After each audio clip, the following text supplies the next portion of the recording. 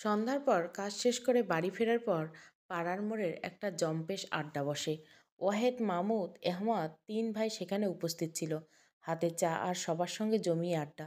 পরিস্থিতি ততক্ষণ অবধি স্বাভাবিক ছিল যতক্ষণ অবধি মাহমুদের মুখ বন্ধ ছিল। মাহমুদ একটি টিটকেরজনক কথায় ওয়াহেদের বেশ গায়ে লাগলো।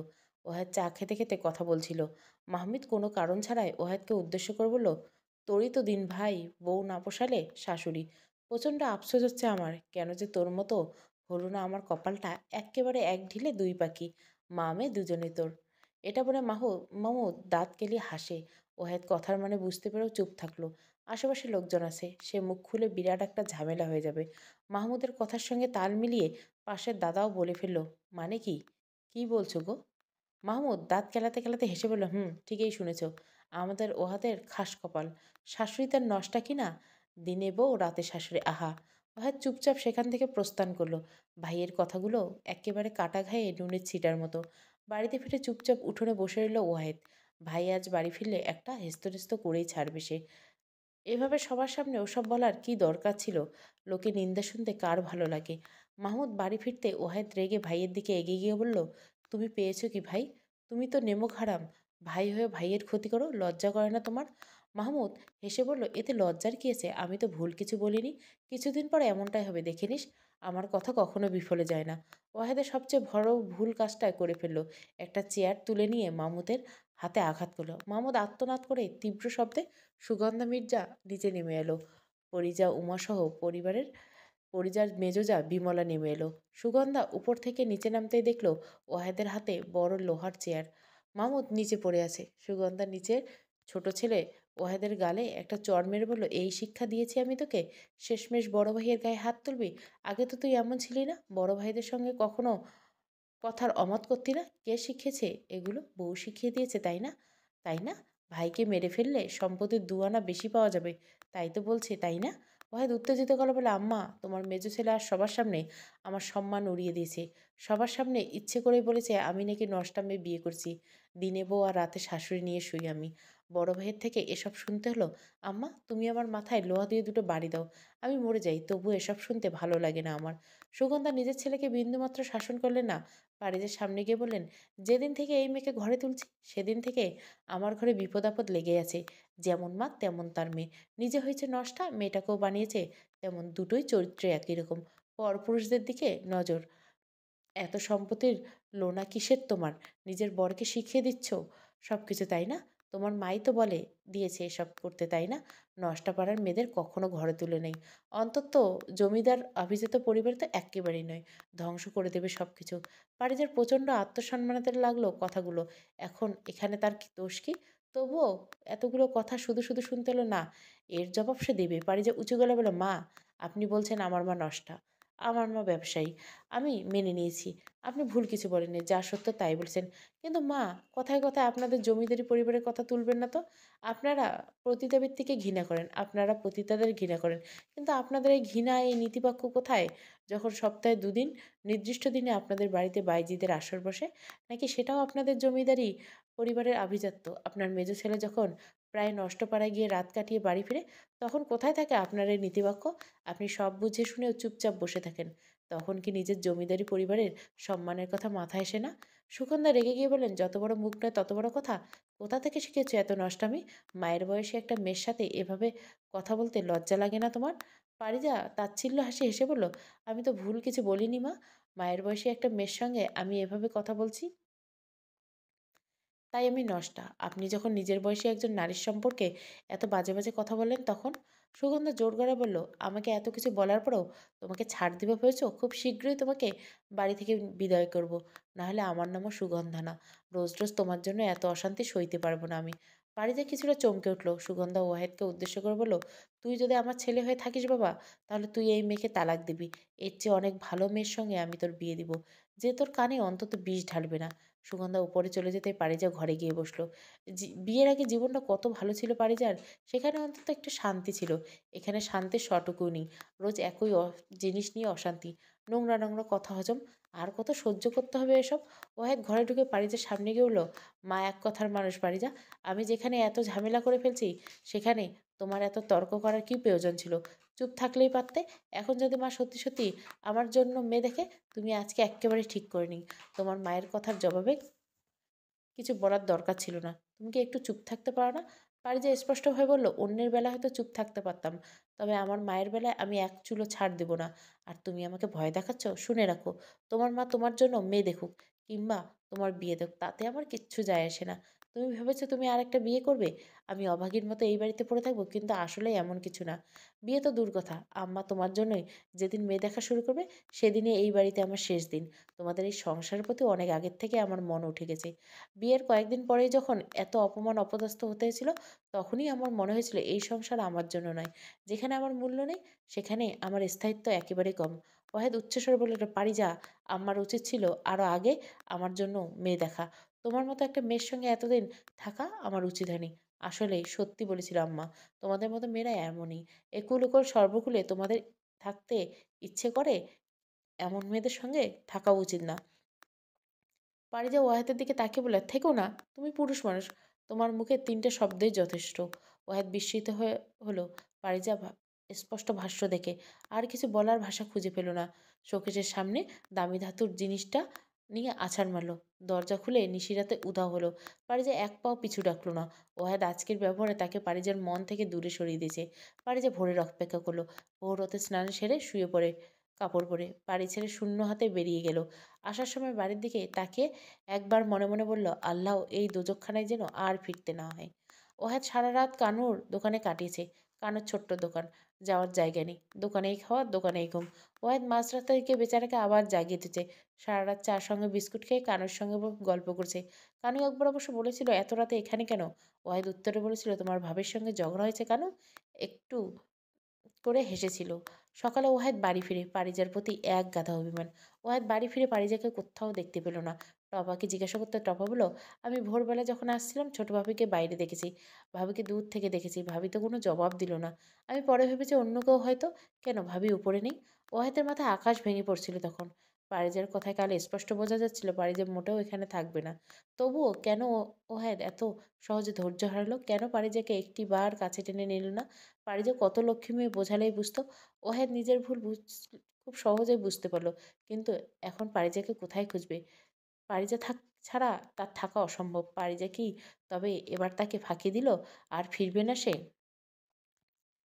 ঘোড়ার গাড়িটা হঠাৎ বড় একটা পুরনো বাড়ির সামনে এসে থামলো। পারিজা ভাড়া মিটিয়ে দিয়ে বাড়ির দরজার সামনে গিয়ে দাঁড়ালো। দরজায় করাঘাত করতে দরজা খুলে ঝি বেরিয়ে এলো। পারিজা ক্লান্ত দৃষ্টিতে তাকিয়ে বলল, আম্মা কোথায়? ঝি আঁচলে ঘাম মুছতে মুছতে বলল, বড় আম্মা মুর্শিপাড়ার ওখানে গেছে। পারিজা ভেতরে ঢুকে বলল, কবে আসবে আম্মা? ঝি উত্তর দিল, কালই তো গেল, দিন দুয়েক থাকবে।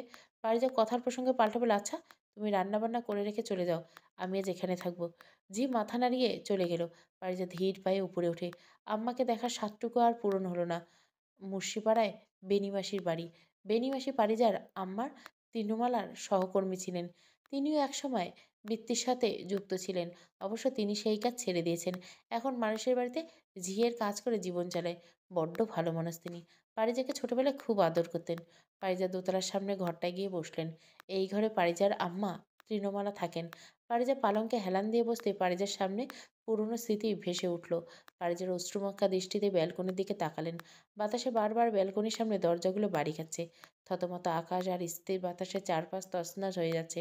পারিজা ব্যালকনির সামনে গিয়ে দাঁড়ালো। আকাশের অবস্থা বেশি সুবিধার নয়। বৃষ্টি হবে যে কোনো মুহূর্তে। দরজার লোকজনেরা দৌড়দৌড়ি করে বাড়ি ফিরছে। বৃষ্টির আশঙ্কা রাস্তার পাশে বসা সন্দেশওয়ালার দোকান মুড়িয়ে পালাচ্ছে। পারিজা প্রগাঢ় হাসলো। ছোট্টবেলার যে সন্দেশের জন্য কত বায়না করছে নিজের মায়ের কাছে, সন্দেশ না দিলে দুপুরে কিছু খাবেই না, আমার সঙ্গে কোনো কথা বলবে না। পারিজার খুব ইচ্ছে হলো আমার সঙ্গে দুটো গল্প করার। আম্মা যে আজ বাড়ি নেই, কেন যে আর একটা দিন আগে ওয়াহেদের সঙ্গে তার ঝগড়া হলো না? একটা দিন আগে আম্মাকে এক নজর দেখে যেত। ওয়াহেদের কথা মনে পড়তে পারিজার কষ্টের চোখ বুঝলো। ওয়াহেদ কখনোই তাকে নিতে আসবে না, হয়তোবা বাড়ি একবারও খুঁজবে না তাকে। তারপর মায়ের কথায় রাজি হয়ে বিয়ের পিড়িতে বসবে। কখনো তার আর ওয়াহেদের সঙ্গে দেখা হবে না ভেবে পারিজার খুব দুঃখ হলো। নতুন একটা মানুষের সঙ্গে সংসার সাজানো একটা সুন্দর স্বপ্ন ছিল তার। সেই স্বপ্নটা এভাবে ভেঙে গেল কেন? সংসারের সঙ্গে মিষ্টি সম্পর্কের বদলে যন্ত্রণার গড়ে উঠল। কেন? বাড়ির মানুষগুলোর কথায় বুকে পাথর ঠেকেছিল পারিজার। কোথাও একটু শান্তি নেই। ওদের সান্ত্বনার বদলে কষ্ট দিয়েছিল শুধু। কোথাও তিল পরিমাণ খুশি নেই। সৃষ্টিকর্তা এমন কেন দিন দেখালো? বাইরে ঝোড়ো হাওয়া বৃষ্টি নেমেছে। পারিজা ছাদে দরজা খুলে চিলেকোঠার ঘর পেরিয়ে ছাদে ঢুকলো। ছোটবেলায় বৃষ্টিতে ভিজে পারিজার সেকি জ্বর। আম্মা পারিজার মাথায় জলপট্টি দিয়েছিলেন। আদর করে ভাত মেখে খাইয়ে দিয়েছিলেন। পারিজা তৃণলতার খুব আদরের সন্তান। বড় হওয়ার পরেও জীবনে ভাত মেখে খেয়েছে কিনা সন্দেহ। এই সংসার জীবনের প্রবেশের পর পারিজা এত কিছু শিখল। না হলে পারিজার কখনো গরমে পড়ে রান্না করছে? তৃণলতা নিজে একে শেষ অবলম্বন নিজের মেয়ের অতি আদরে মানুষ করছেন। মার তো দূরে থাক, জীবনে একটু কটু কথা বলেনি। চাওয়ার আগে সব জিনিস হাজির করেছেন। পারিজার চক্ষু জল আর বৃষ্টির জল একত্রিত হয়ে আজ নতুন জলের সৃষ্টি করলো। পারিজার চোখে মুখে কষ্টের ছাপ। একাকিত্ব, মনের কষ্ট, আঘাত তার ছোট্ট হৃদয় ছিল ছিন্ন বিচ্ছিন্ন করে দিল। পারিজা ভেজা শরীরে এক ধাপ করে সিঁড়িতে পা দিল। আর বৃষ্টিতে ভিজবে না সে। বৃষ্টির প্রতিটি ফোঁটা তাকে দ্বিধাহীনভাবে কষ্ট দিচ্ছে। এত কষ্ট সহ্য করার ক্ষমতা নেই তার। পারিজা ভেজা শরীরে পালঙ্কে গিয়ে চোখ বুঝল। বহুদিন পরে একটা শান্তির ঘুম দিল। পারিজা যখন চোখ খুলল দেখলো তার সারা শরীর আগুনের মতো দাউ দাউ করে জ্বলছে। পারিজা ধীরে ধীরে উঠে বসলো। গায়ের ভেজা কাপড়টা শরীরের উত্তাপে খানিকটা শুকিয়ে গেছে। পারিজা মাথা ওঠাতে পারল না। পুরো ঘর গোল গোল করে ঘুরছে। পারিজা বহু কষ্টে উঠে দাঁড়ালো।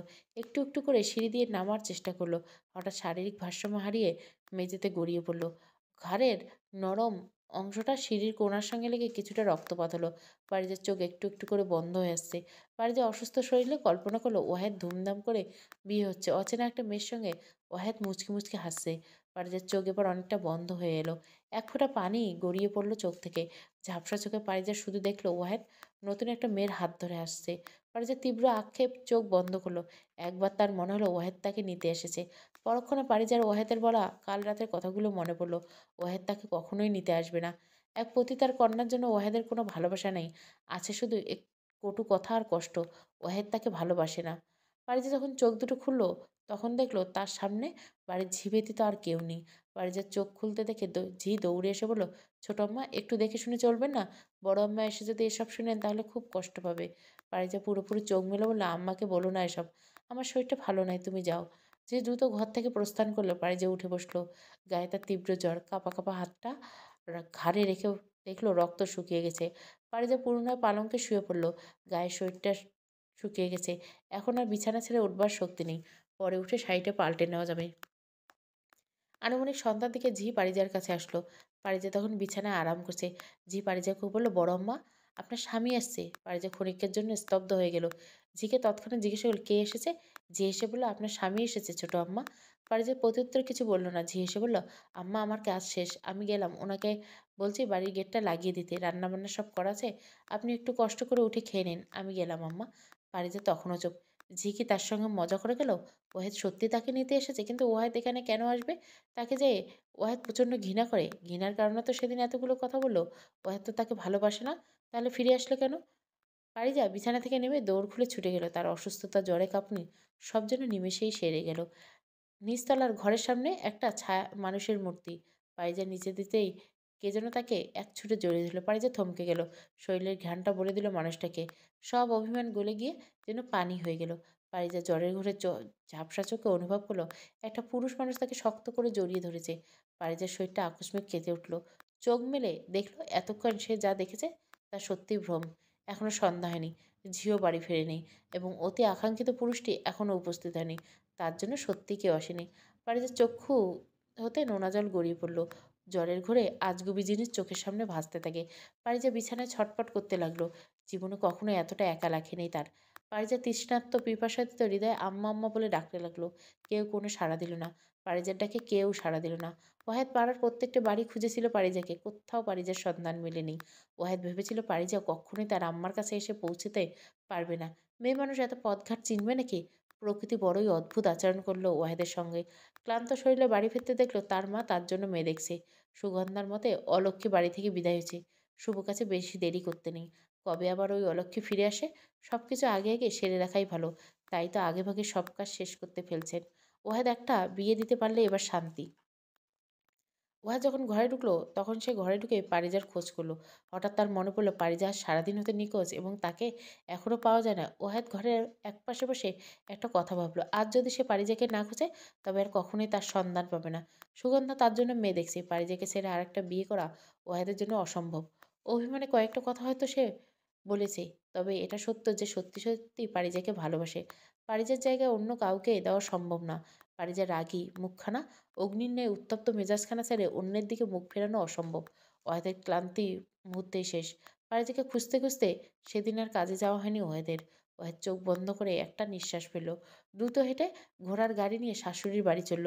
পারিজা হয়তোবা ওখানেই আছে। ওয়াহেদ যখন সেখানে পৌঁছালো তখন বিকেল গড়িয়ে সন্ধ্যা নামবে। পুরো পথ ওয়াহেদ চিন্তায় চিন্তায় কাটিয়েছে। পারিজা রাগ কিভাবে ভাঙাবে? পারিজা কি তার সঙ্গে ফিরবে? ঝি এসে জানালো সে চলে যাচ্ছে। পারিজা যেন দরজাটা লাগিয়ে দেয়। পারিজা একটু একটু করে উঠে বসলো। নিচে গিয়ে দরজা লাগানোর সময় কে যেন দরজাটা জোরে ধাক্কা দিল। পারিজা পিছু ফিরে আবার দরজা খুলে দিতে গেল মুখও বিরক্ত নিয়ে। ঝিটা এইমাত্র গেল, এখন আবার কে হলো? দরজা খুলে সামনে ওয়াহেদের বিষণ্ণ চেহারা। পারিজা বিস্ময়ের দৃষ্টিতে তাকিয়ে আছে। ওয়াহেদ এখানে তার জন্য এসেছে কি? পারিজা নিজের হাতে আস্ত করে একটা চিমটি কাটলো। এটা কি ভ্রম নাকি সত্যি? না, আসলে সামনে দাঁড়িয়ে থাকা লোকটা ওয়াহেদ, এটা কোনো স্বপ্ন নয়। ওহাদ দরজা ঠেলে ভেতরে ঢুকলো। পারিজা তাচ্ছিল্যে হাসি এসে বলল, তোমার মা এখনো তোমার বিয়ে ঠিক করেনি? নাকি বিয়ে দিয়ে দিয়েছে তোমার?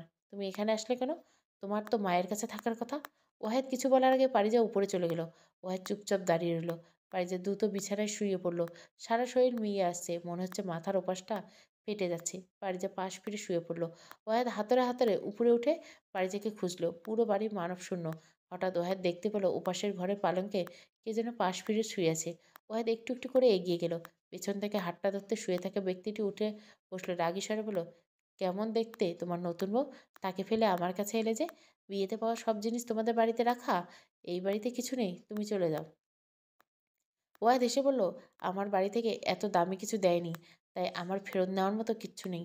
আমার শাশুড়ি আম্মা যেই জিনিসটা আমাকে দিয়েছেন সেটাই সবচেয়ে দামি, আমি ওটাই ফেরত নিতে এসেছি। পারিজা ওয়াহেদের দিকে তাকিয়ে বলল, তুমি আমাকে এত কথা শোনাবে, তারপরে আমি ফিরে যাব ভেবেছ? আমি অতটা সস্তা না। ওয়াহেদ আবার হাসলো, হেসে বলল, সস্তা জিনিস আবার কেউ ফেরত নিতে আসে নাকি? নাকি তুমি দামি জিনিস বলেই তো আমি এসেছি? আমি খুব লোভী, দামি জিনিসের লোভ ছাড়তে পারি না। পারিজার রাগ ক্রোধ খানিকটা বেড়ে গেল। ওয়াহেদের হাতটা সরিয়ে নিয়ে বলল, তুমি যে লোভী সেটা কি আমি আগে বুঝিনি? তুমি আমাকে বিয়ে করছো আমার সম্পত্তি দেখে। তোমার ভালোবাসা সম্পদের প্রতি, আমার প্রতি কখনো দয়া মায়া ভালোবাসা ছিল না। আজ আমি চলে গেলে তোমার সম্পত্তি চলে যাবে।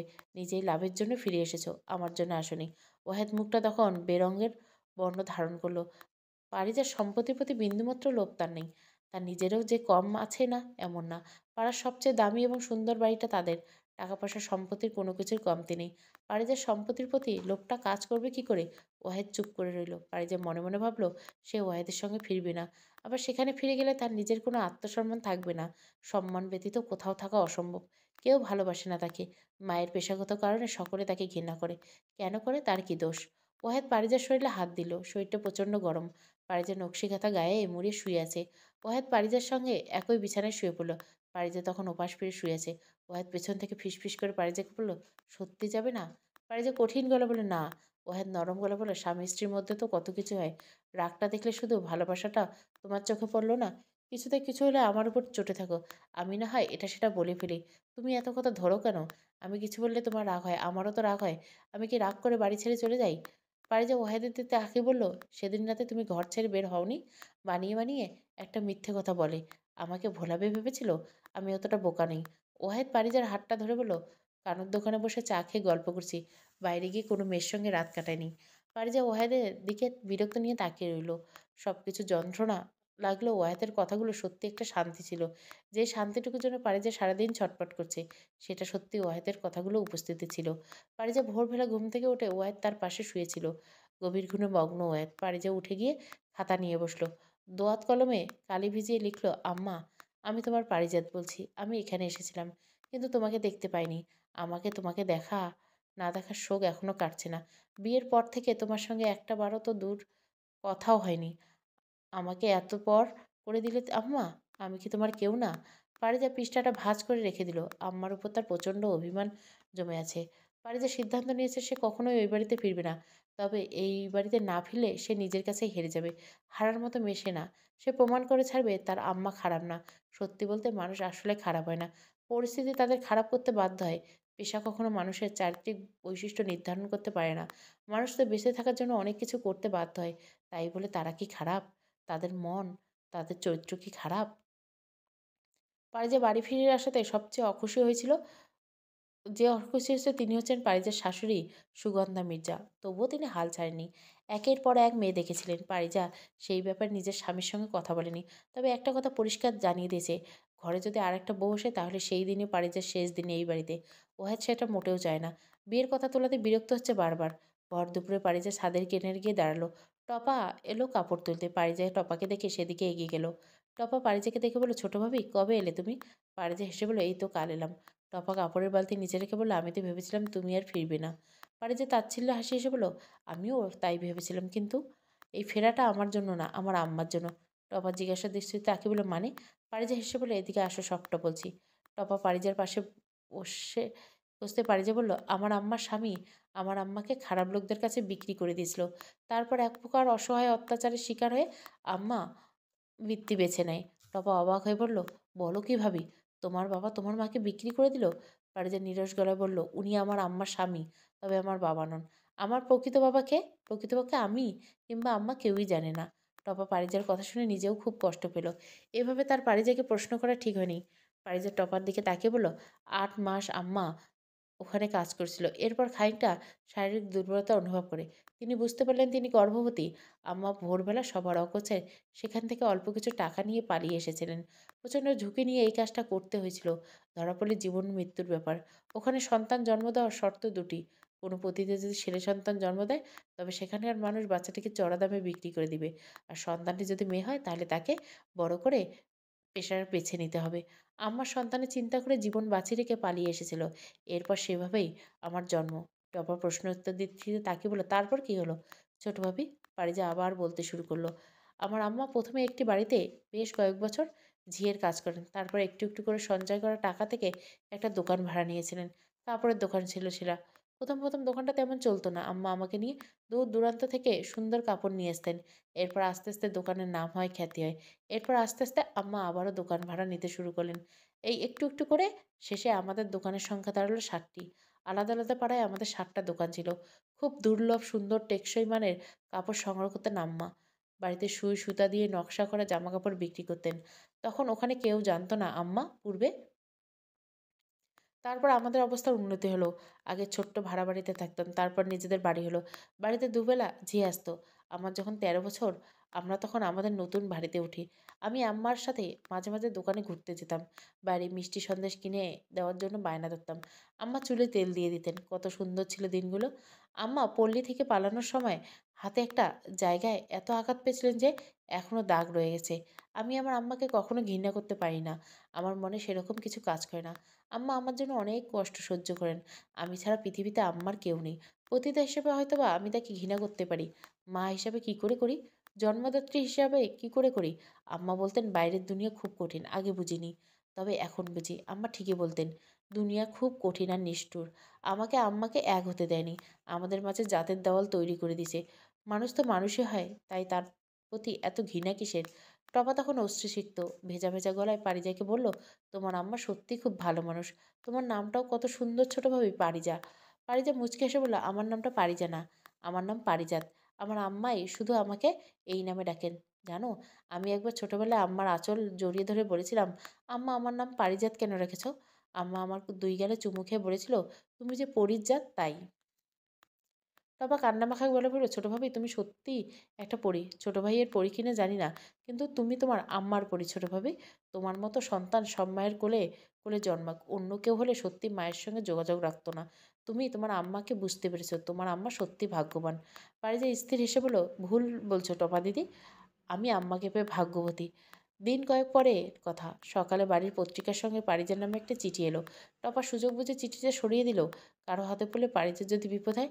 পারিজা সকালে ঘর থেকে বের হতে হঠাৎ টপা দৌড়ে এসে পারিজার হাতে চিঠিটা দিয়ে বলে, ছোট ভাবি তোমার কথা বলে এটা একজন দিয়ে গেছে। পারিজার চিঠির খামটা দেখে হাতে নিয়ে ঘরে গিয়ে দৌড় দিল।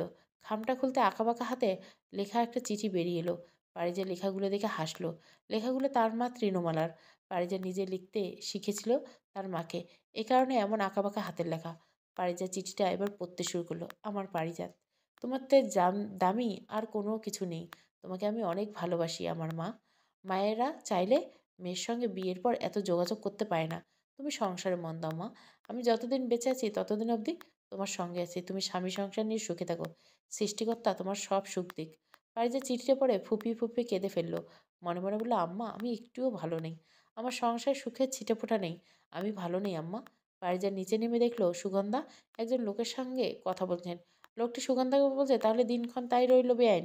পাকা কথা সেরেই গেলাম আজকে। পারিজার কথা শুনে বুঝতে পারলো কিসের কথা চলছে। লোকটা চলে যেতেই পারিজা নিজের শাশুড়িকে গিয়ে বলল, ঘরে বউ থাকতে আপনি আবার ছেলের বিয়ে দিবেন? সুগন্ধা পারিজার দিকে তাকিয়ে বলল, আল বাদ দিব। প্রথমবার ছেলের কপাল যদি মন্দ হয় তাহলে দ্বিতীয় বিয়ে দিতেই হয়। পারিজা সুগন্ধার দিকে তাকিয়ে বলল, এটার ফল কখনো ভালো হবে না আম্মা। আপনি যদি আপনার ছেলে দ্বিতীয় বিয়ে দিতে চান তাহলে সবার আগে আপনার ছেলেকে বলবেন আমাকে তালাক দিয়ে দিতে। আমার নিজের কোনো দিক থেকে কমতি নেই। ধন দৌলত সম্পত্তি সব আছে। আমি কখনোই সতীনের সংসার করব না। আপনার ছেলে যেন আমাকে তালাক দিয়ে দেয়। সুগন্ধা কটমট করতে করতে পারিজাকে বললেন, তুমি আমাকে সম্পত্তির দেমাক দেখাচ্ছ? তা আমাদের কি কম আছে? আমরা তো বংশগত বড়লোক। তোমার মা তো বাদী থেকে বেগম হয়েছে। আগে ছিল পতিতা, এখন রাজরানীর মতো জীবন। পারিজা হেসে বলল, আমার আম্মা যতটুকু আছে নিজের যোগ্যতা নিজের শ্রমে করেছেন, আপনি তো সেটাও পারেন না। আর যদি আপনাকে বাবা আপনাকে বাড়ি থেকে বের করে দেন তাহলে কোথায় যাবেন? সেটা কি একবারও ভেবেছেন? আমি যদি আর সংসার ছাড়া হয় তবে আমি নিজের একটা গতি আছে, বেঁচে থাকার রাস্তা আছে, যেটা আপনার নেই। কখনো কোনো মানুষকে তুচ্ছ করবেন না আম্মা। হয়তোবা সে আপনার চেয়ে যোগ্যতাবান। পারিজা চুপচাপ উপরে চলে গেল। সুগন্ধা রাগে অগ্নিকুণ্ডলিপ্ত পরিণত হলো। সন্ধ্যায় ওয়াহেদ বাড়ি ফিরতেই সুগন্ধা নিজের ছেলের কান বোঝাই করলেন। ওয়াহেদ ক্রোধিত হয়ে পারিজার কাছে গিয়ে বলল, তুমি নাকি আমার আম্মাকে বাড়ি থেকে বের করে দিবে বলেছ, সঙ্গে নাকি এটাও বলেছ মা বাসায় বসে বসে অন্ন ধ্বংস করছে। তোমাকে এইসব শোভা দেয় পারিজা? পারিজা ওয়াহেদের দিকে তাকিয়ে বলল, আম্মাকে আমি এসব কিছুই বলিনি। উনি আমার আম্মাকে যা বলেছে আমি শুধু সেটার জবাব দিছি। এর বেশি একটাও কথা বলিনি। ওয়াহেদ পারিজার কথা জবাবে বলল, তুমি মিথ্যে বলছো পারিজা। তুমি মাকে এসব বলনি? পারিজা ওয়াহেদের শক্ত গলায় বলল, আমি এসব কিছুই বলিনি। তোমার মা কী করছেন সেটা ওনাকে জিজ্ঞাসা করো। উনি তোমার বিয়ের দিন তারিখ ঠিক করছেন। পাত্রী পছন্দ করা শেষ। তুমি যদি বিয়ে করো তাহলে যেন আমাকে তালাক দিয়ে তারপর করো। আমি আম্মাকে এটুকুই বলেছি, এর বেশি আমি কিছুই বলিনি। ওয়াহেদ পারিজার দিকে এগিয়ে এসে বলল, তোমাকে আগের মতো আর নিষ্পাপ লাগে না পারিজা। প্রথম দিনের মতো নরম আচরণটা আর নেই। তুমি এমন কেন হয়ে যাচ্ছ পারিজা? পারিজা ওয়াহেদের দিকে তাকিয়ে শক্ত গলা বলল, এমন তো হতেই পারে। তোমার পরিবার ঘুমন্ত সিংহীকে জাগ্রত করছে। এর ফল তো পেতেই হবে। ওয়াহেদ সেদিনের ঘটনার পর বিয়ের কথা বাড়িতে উঠতে দেয়নি। বিয়েটাই ভেঙে ফেলেছে। বিয়ের জন্য পারিজাকে হাতছাড়া করা অসম্ভব। বাড়িতে কয়েকদিন যাবৎ শোকের প্রতীক বহমান। আলী আকবর শরীর ভালো নেই। ডক্টর বৌদি কিছুই বলতে পারছে না। বাড়ির সবাই তাকে চিন্তিত। পারিজা ভাবনায় ডুব দিয়েছে। বিয়ের প্রথম কয়টা দিন সুগন্ধার কত আদর, কত মায়া, কত মমতা নিজের মেয়ের মতো চোখে হারাতেন। ছেলের বউদের মধ্যে পারিজাই ছোট, কোনো কাজে হাত লাগাতে দিতেন না। কিন্তু সবটাই কেমন নিমেষে বদলে গেল। সুগন্ধার মাতৃস্নেহে পতন ঘটল। সুগন্ধা হ সূ সূচনা হলো খারাপ আচরণের। পারিজা আজও ভেবে পায় না কেন এমনটা হলো তার সঙ্গে। সুগন্ধা নিজের স্বামীর কাছে থাকছেন। অসুস্থ মানুষটাকে কখন কী লাগে। পারিজা নিচে গিয়ে সকলের সঙ্গে কাজে হাত লাগান। বড়দিদি, মেজদিদি সবজি কাটছেন, পারিজা মশলা বাটছেন। সুগন্ধা হঠাৎ রান্নাঘরে চলে এলেন। পারিজাকে উদ্দেশ্য করে বললেন, বাড়িতে আমি পটের বিবি পুষছি, সব কাজে দেরি। যেমন মা তেমন তার গুণধর মেয়ে। পারিজা মশলা বাটতে বাটতে বললেন, আম্মা বাড়িতে একটা অসুস্থ মানুষ আছে, একটু আস্তে কথা বলুন। বাবার সমস্যা হতে পারে। সুগন্ধা চোখ তুলে বললেন, মায়ের চেয়ে মাসির দরদ বেশি। আমি আগেই বলেছিলাম এই মেয়ে বাড়ি থেকে বের করো। শুনলেন না কেউ আমার কথা। এখন বোঝো। আমাকে নীতিবাক্য শেখাচ্ছেন তিনি। আমার স্বামী আমি বুঝবো, বাইরের মানুষকে এত না গলালেও চলবে। পারিজার কথা বাড়ালেন না। সকাল সকাল এত চিৎকার চেঁচামেচি শুনতে ভালো লাগে না তার। নিজ মাতার উদ্দেশ্যে একটি চিঠি লিখলেন পারিজা। দুপুরে একটু সময়টুকু বিশ্রাম নেয় সবাই। পারিজা সেটাকেই কাজে লাগালো। কাগজে মায়ের উদ্দেশ্যে সে লিখল, আম্মা আমি তোমার পারিজাত। কখনো আমাকে নিয়ে চিন্তা করো না। আমার করা কোনো কাজের জন্য তোমাকে কখনোই লজ্জায় পড়তে হবে না। ভালো থেকো তুমি। নিজের শরীরের যত্ন নিও। তোমার কিছু হলে আমি মরে যাব। তুমি ছাড়া আর কে আছে আমার? পারিজা খামে চিঠিটা ভরে দরজা খুলে বাইরে এলো। টপা তখন পুকুরের ধারে বসে বসে থালা বাসন মাজছে। পারিজা টপার কাছে গিয়ে টপাকে বলল, আমার একটা কাজ করে দিতে পারবি টপা দিদি? টপা থালা বাসন রেখে পারিজার দিকে তাকিয়ে বলল, কি ছোট ভাবি? পারিজা আঁচলের ভেতর থেকে খামটা বের করে বলল, এই খামটা আমি আম্মাকে দিতে চাই। তুমি একটু চিঠিটা দিতে পারবে? টপা আঁচলে হাত মুছে পারিজার হাত থেকে চিঠিটা নিল। তারপর চিঠিটা ভাঁজ করে আঁচলের মধ্যে মুড়িয়ে রেখে বেঁধে রইল। পারিজা স্বস্তির নিঃশ্বাস ফেলল। স্বামীর অসুস্থতায় সুগন্ধা আরও এক ধাপ বেশি গর্জে উঠছেন। আগে তর্কাতর্কি অবধি ঠিক ছিল, এখন বিষয়টা হাতাহাতি অবধি চলে গেছে। ওই দিন শুধু শুধু সুগন্ধা নিজের বড় বউয়ের গায়ে হাত তুলেছে। পারিজার পক্ষপাতিত্ব করাই তার কাল হয়ে দাঁড়িয়েছে। ওয়াহেদ আজকে খামখেয়ালি হয়ে গেছে। সংসার তুলনায় তার বাইরের দিকে ঝোঁক বেশি। মাঝখান থেকে পারিজা আটকে পড়েছে সংসারের জালে। ছেলে বলে ওয়াহেদের সব দোষ মাপ হলেও তার ক্ষেত্রে ব্যাপারটা ভিন্ন। সে এই বাড়ির বউ মাত্র, পরের বাড়ির মেয়ে। তার কিছু হলে কি কারো কিছু যায় আসে? এই তো সেদিনের ঘটনা। মামুদ কথা প্রসঙ্গে তৃণলতার গায়ে কথা তুলল। সুগন্ধা তাতে সায় দিল। ভাইয়ে ভাইয়ে আবার দ্বন্দ্ব হলো। ওহাদ খাবারের থালা ফেলে দিয়ে উপরে চলে গেল। সব রাগ ক্রোধ সবটা উপচে পড়ল পারিজার উপর। পারিজাও ছাড় দেওয়ার মতো মেয়ে ছিল না। শক্তভাবে কয়েকটা কথার জবাব দিয়ে সে চুপ হয়ে গেছে। পারিজা ওয়াহেদের দিকে তাকিয়ে বলে, আমার মায়ের পেশার জন্য আমাকে কেন কথা শুনতে হবে? আমার কি দোষ? যা হয়েছে সব আমার জন্মের পূর্বের কারণেই। একই কথা একই প্রসঙ্গ বারবার তুলে আমাকে কষ্ট দেওয়াটা খুব বেশি দরকার? ওয়াহেদ পারিজার কথা জবাবে বলেছিল, তোমার মায়ের সম্পর্কে আমার পরিবার ভুল কিছু কি বলেছে? সত্য তো বলেছে, তুমি মানো আর না মানো এসব কিন্তু সত্য। পারিজা পারিজা শান্ত গলায় শুধু বলছে, আমার মানা কিংবা না মানাতে কিছু যায় আসে না ওয়াহেদ। তোমার আম্মা ভাই তারা বলেছে আমার আম্মা নষ্টা, আমি মেনে নিয়েছি। তারা বলেছে আমার আম্মা পতিতা, আমি তাতেও দ্বিমত করিনি। কারণ এগুলো সত্য, সত্য সবসময় সত্য। আমার বলা না বলাতে সেটা মিথ্যে হয়ে যাবে না। তারা বলেছেন আমার আম্মা মেটানোর জন্য পতিতা হয়েছেন। এক পুরুষে তার চাহিদা মেটে না, কাল নাগিনী আরও কত কথা বলেছেন। এসব তো কোনোটাই সত্য না ওহেদন। আমি মিথ্যা শুনে কেন চুপ থাকবো? আমার আম্মা পেশার জন্য আমাকে আর আম্মাকে অনেক কিছু শুনতে হয়েছে। সত্যি কি পেশা মানুষের চরিত্র নির্ধারণ করতে পারে? আমি কিছু না হলেও নিন্দার ভাগিদার হয়েছি। তুমি কখনো সেসব নিয়ে তোমার পরিবারকে প্রশ্ন করেছ? আজ যদি আমি অভাবে চুপ করে চুরি করি তাহলে আমি চোর। আমার হৃদয়ের ভালো দিকটা তো তখন কেউ দেখবে না, আমাকে বুঝবে না। আমি যে অভাবের ক্ষুধার তাড়নায় এমনটা করেছি সেটা কেউ জানবে না। আমার চরিত্র খারাপ। কিভাবে খারাপ সেটা কেউ খুঁজবে না। ভোরবেলা তীব্র চিৎকারের আওয়াজে নিদ্রাভঙ্গ হয়ে বাড়ির প্রতিটি মানুষ শব্দের উৎস খুঁজতে সুগন্ধার ঘরের দিকে এগিয়ে গেল সবাই। পাড়ি যাওয়া আতঙ্কে ঘুম ভেঙে গেছে। পাড়ি যাওয়ার ওয়াহেদ এসে দেখলো সুগন্ধা উন্মাতের মতো অশ্রু ফেলছে, জ্ঞান হারিয়ে ফেলছে বারবার। ওয়াহেদ দৌড়ে নিজের জন্মদাতা বাবার কাছে গেল। সেখানে গিয়ে সকলের মাথায় হাত। শয্যাশায়ী আলী আকবর মৃত্যুবরণ করছে। পিতৃহারানোর শোকে তিন ভাইয়ের নাজেহাল অবস্থা। ইতিমধ্যে আলী আকবরের দুই কন্যার শ্বশুরবাড়িতেও খবর পাঠানো হয়েছে। তারা নিজের বাবাকে শেষ দেখা দেখতে আসবে। বাড়ি ভর্তি মানুষের আনাগোনা। সবাই জমিদার বাড়ির কর্তাকে শেষবারের মতো দেখতে এসছেন। ওয়াহেদ প্রচণ্ড ভেঙে পড়ছেন। বাবার মতো একটা বটগাছ মাথার উপর ছিল এতদিন, এখানে আর কিছুই রইল না। পারিজা যে একেবারে খুশি তা নন। আলী একবার তাকে মেয়ের মতো দেখতে পারেনি, কিন্তু আলী একবারের জন্য পারিজার মনের জায়গাটুকু বাবার স্থানেই ছিল। একদিন হলো পারিজা মানুষটিকে বাবা রেখেছে। মৃত মানুষের উপর কখনো রাগ করতে নেই। পারিজার কোনো রাগ নেই মৃত্যুসম মানুষটার উপর। আলী আকবরের দুই মেয়ে রত্তা রিভু বাবাকে শেষবারের মতো দেখার জন্য বাপের বাড়িতে এসেছে। চোখের পানি ফেলতে ফেলতে দুজন অস্থির। পারিজা বড় বউ মেজ বউ বেশ কয়েকবার তাদের সান্ত্বনা দিচ্ছে, কিন্তু বাবা হারানোর শোক কি সান্ত্বনায় কাটে? এই দুঃখকে ঘোচানোর মতো? বিকেলের দিকে আলী একবার দেহটাকে গোসল করানো হলো। কাফনে কাপড়ে মুড়িয়ে দেহটাকে খাটিয়ে তোলা হলো। তিন ভাই চোখে জল ফেলতে ফেলতে খাটিয়ে কাঁধে তুলল। খাটিয়ে আরেক পাশ ধরল লতার স্বামী তিতাস। লতা আর রিভুকে অশ্রু ফেলতে ফেলতে নিজের বাবাকে বিদায় জানালো। সুগন্ধা পাগলের মতো বিলাপ করতে করতে জ্ঞান হারালো। পারিজা দক্ষিণের ঘরটায় ব্যালকনি থেকে সকলের চলে যাওয়া দেখলো। দুঃখে কয়েক ফোঁটা জল তার চোখ হতে গড়িয়ে পড়ল। উমা দিদি, তুমি তরকারিটা বাড়ো, আমি ভাত বাড়ছি। মা সকাল থেকে কিছু মুখ দেয়নি। মায়ের মুখে কিছু একটা তো দিতে হবে, না হলে মানুষটা বাঁচবে কি করে? পারিজা থালায় ভাত বাড়তে বাড়তে কথাটা উমাকে বলল। মৃতর বাড়িতে ৩ দিন রান্নাবান্না নিষেধ, তাই খাবারগুলো এসেছে রিবুর শ্বশুরবাড়ি থেকে। উমা তরকারিটা বেড়ে দিয়ে বলল, তোর যত আধিক্যতা, ওনাকে খাওয়ানোর জন্য ওনার মেয়ে দুটো আছে, তোর এত চিন্তা করতে হবে না। তোকে তো কম কিছু শোনায়নি। পারিজা হেসে বলল, আমি ওনাকে মা ডেকেছি দিদি। মা ডাক্তার মানে উনি না জানলেও আমি জানি। আমি ওনার কন্যা সম, ওনাকে মায়ের আসনে বসেছি। মা ডাক্তার তো এভাবে অপমান করতে পারি না। পারিজার কথা শুনে উমা চুপ হয়ে গেল। এই মেয়ের সঙ্গে যুক্তিতে পেরে ওঠা দুষ্কর। উমা তাড়াতাড়ি তরকারি বেড়ে রান্নাঘরে চলে গেল।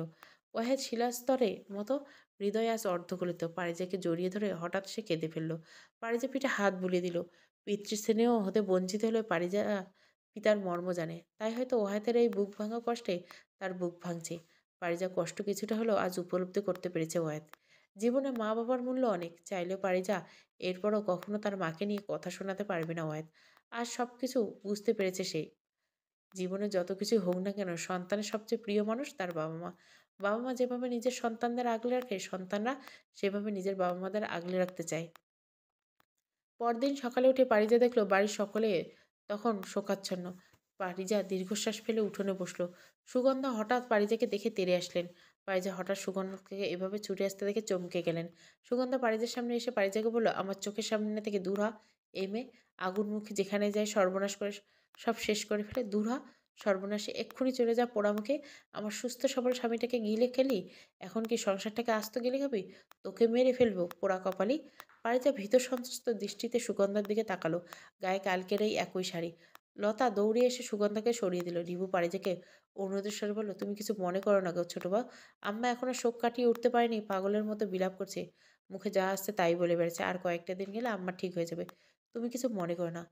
পারিজা রিভুর দিকে তাকিয়ে মাথা নাড়ল। সুগন্ধার এই আচরণের জন্য আজ একটু প্রস্তুত ছিল না পারিজা। ওলা বকতে বকতে সুগন্ধা উপরে চলে যেতে পারিজা বড়সড় নিঃশ্বাস নিল। বাড়ির প্রতিটি কাজের জন্য কেন তাকে দায়ী করতে হয়? ওহে দূর থেকে সবটা দেখে দীর্ঘশ্বাস ফেলল। সত্যি বলতে তার নিজেরও মানসিকভাবে শোক কাটেনি। কিভাবে কি করবে সবটা এখনো অজানা। পারিজাত দ্বিতীয় পর্ব। গল্পটা ভালো লাগলে অবশ্যই লাইক, শেয়ার এবং সাবস্ক্রাইব করবেন। Thank you for watching.